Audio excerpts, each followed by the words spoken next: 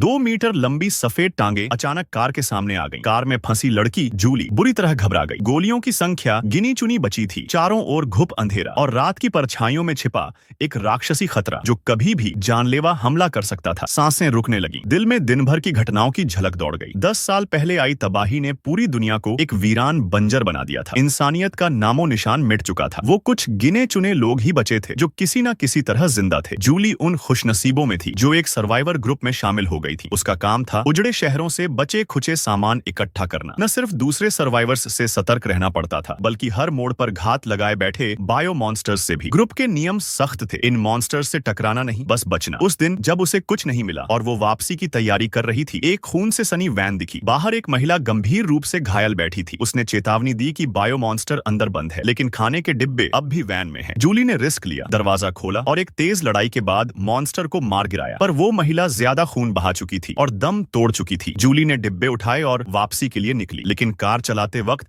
अचानक खिड़की पर लगी एक फोटो हवा से उड़ गई। उसने लपकने की कोशिश की और कार पलट गई। जब होश आया, उसकी टांग स्टीयरिंग में फंसी हुई थी। आसपास सिर्फ कार की हल्की रोशनी थी। टॉर्च और एक हुक से उसने पिस्तौल खींचने की कोशिश की, लेकिन वो गिर गया। मजबूरी में उसने खुद ही अपनी टांग बाहर निकाली। दर्द असहनीय था, पर उसने शराब से घाव धोकर हड्डी को वापस जोड़ दिया। दर्द से चीख गूंजी, लेकिन वो नहीं रुकी। उसे एक नई बैटरी और टूटा हुआ वॉकी टॉकी मिला। जैसे ही उसे चालू किया, बाहर से एक डरावनी आवाज आई। मॉन्स्टर पास था। पिस्तौल हाथ में थी, लेकिन गोलियां कम थी। तभी वॉकी टॉकी ने तेज आवाज में बजना शुरू कर दिया। जूली ने झट से उसे बाहर फेंका ताकि मॉन्स्टर का ध्यान बटे। शुक्र था कि खतरा कुछ देर टल गया, लेकिन जब उसने फिर से वॉकी उठाया, एक आवाज फिर से सुनाई दी। मॉन्स्टर अब छत पर था। जूली ने एक फायर किया, फिर वापस कार में जाकर बंद हो गई। तभी एक हाथ कार का नेट हटाकर अंदर घुसा। उसने तेजी से रिएक्ट किया और एक्सीलरेटर दबाया। टायर के नीचे मॉन्स्टर दबा और जूली ने राहत की सांस ली, लेकिन खतरा टला नहीं था। वो फिर से पीछे से आया। आखिरी गोलियां चलाकर जूली ने खुद को बचाया। अब ग्रुप से संपर्क हुआ, लेकिन वो उसकी लोकेशन नहीं जानते थे। उसने जीपीएस ऑन किया और लोकेशन भेजी, लेकिन तभी एक और मॉन्स्टर ने अटैक किया। जूली ने कार की हेडलाइट्स ऑन की। मॉन्स्टर की सबसे बड़ी कमजोरी, तेज रोशनी से वो तिलमिलाया और भाग गया। जैसे ही जूली ने राहत की सांस ली, टीम ने साफ कहा, सुबह से पहले वो नहीं आएंगे, क्योंकि ग्रुप के नियमों के मुताबिक मॉन्स्टर वाले इलाके में कोई नहीं जाएगा। जूली ने गुस्से में वॉकी टॉकी पटक दिया। अब उसे रात खुद से गुजारनी थी। तभी बाहर से एक ट्राईसाइकिल के रुकने की आवाज आई। उम्मीद जगी, पर ये कोई मददगार नहीं था, एक लुटेरा था। जब वो उससे लड़ रही थी, पीछे से वही बायो मॉन्स्टर आया और एक ही झटके में लुटेरे को मार गिराया। जूली सन्न रह गई, पर समझ गई ये सुरक्षा अस्थायी है। मॉन्स्टर कभी भी उसे भी मार सकता है। तभी उसे याद आया, अतीत दुख भरे इस भविष्य से पहले जूली एक आर्ट एग्जीबिशन में एक शख्स से मिली थी। अर्जुन, एक शांत और समझदार लड़का। जूली को पहली बार किसी ने अपनाया था। उसके अतीत की गंदगी के बावजूद, ड्रग्स, गरीबी और गलत फैसले, अर्जुन ने सब भुला दिया और सिर्फ उसकी अच्छाई देखी। तभी दुनिया पर बायो वॉर हुआ और अर्जुन एक ब्लास्ट में घायल हो गया। जाते जाते उसने कहा था, कभी हार मत मानना। जूली ने उसी वादे को निभाया था। अब उस मॉन्स्टर के कोमल स्पर्श से उसे एहसास हुआ, ये वही अर्जुन था। वो मॉन्स्टर नहीं, वो उसका प्यार था, जो अब किसी और रूप में उसके पास आया था। पिछली रात जो गुस्सा और हमला नहीं था, वो सिर्फ उसकी रक्षा की कोशिश थी। जूली की आंखों से आंसू बह निकले। उन्होंने एक दूसरे को फिर से गले लगाया। शायद किस्मत चाहती थी कि वो अलग ना हो, और चाहे दुनिया खत्म हो गई हो, उनका प्यार अब भी जिंदा था। समाप्त।